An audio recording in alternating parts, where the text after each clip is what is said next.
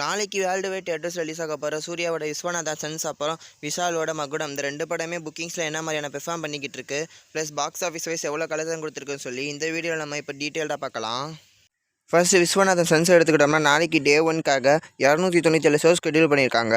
அதில் 180 shows fast ஃபில்லிங்கில் போய்கிட்டு இருக்கு. ஸோ 2 ஷோஸ் சோல்ட் அவுட்டில் இருக்குது. ஸோ டோட்டலாக fast filling plus sold out ரெண்டுமே சேர்த்து 61.28% ஷோஸ் பார்த்தோம்னா இப்போதைக்கு சோல்ட் அவுட்டில் இருக்குது. ஸோ இது ஒரு குட் லெவலான ஒரு பெர்ஃபார்மன்ஸ் தான். நான் ஆல்ரெடி சொல்லியிருக்கேன், இது கருப்பு படம் மாதிரி மாஸ் மூவி கிடையாது, இது ஒரு கண்டென்ட் ஓரியன்டட் கிளாஸ் மூவி.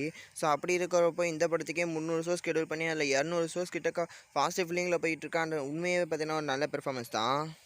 அதுலேயும் இப்போ தமிழ்நாடு தியேட்டர்ஸில் ஸ்பைடர்மேன், ஜனநாயகன், டிசின்னு ஆல்ரெடி 3 படம் பார்த்தீங்கன்னா ஒரு நல்ல பெர்ஃபார்மன்ஸ் பண்ணிக்கிட்டு இருக்கு.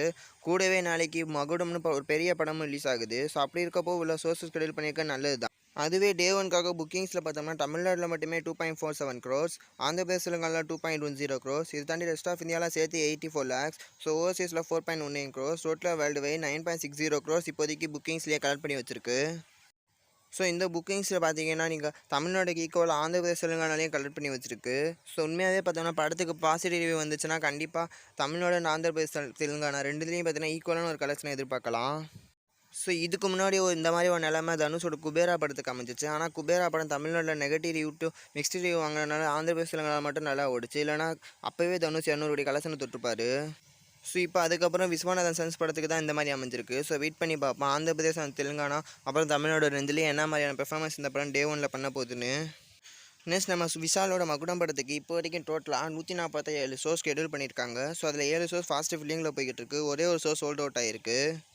ஸோ இந்த படத்தை பொறுத்த வரைக்கும் இப்போதைக்கு 6% ஷோஸ் தான் பார்த்தீங்கன்னா இப்போதைக்கு sold out plus fast filling ஸ்டேஜில் போய்கிட்டு இருக்கு.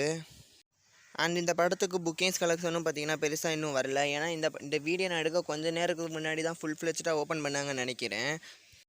ஏன்னா இவங்க பார்த்தீங்கன்னா லேட்டாக தான் புக்கிங்கே ஓப்பன் பண்ணியிருக்காங்க. அதுவும் புக்கிங் ஓப்பன் பண்ண ஒரு சில ஏரியாலையுமே ரொம்ப ஒரு பிலோ ஆவரேஜான பெர்ஃபார்மன்ஸ் தான் இப்போ வரைக்கும் பண்ணிக்கிட்டு இருக்கு. ஸோ வெயிட் பண்ணி பார்ப்போம், இன்னும் டைம் இருக்குது என்ன மாதிரியான பெர்ஃபார்மன்ஸ் தேவனுக்காக பண்ண போகுதுன்னு. அண்ட் ஃபைனலாக நீங்கள் நாளைக்கு விஸ்வநாதன் சன்ஸ் அல்லது மகுடம் ஸோ இந்த 2 படத்தில் நீங்கள் எந்த படத்தை பார்க்க பிளான் போட்டிருக்கீங்கன்னு கமெண்ட்டில் சொல்லிட்டு போங்க.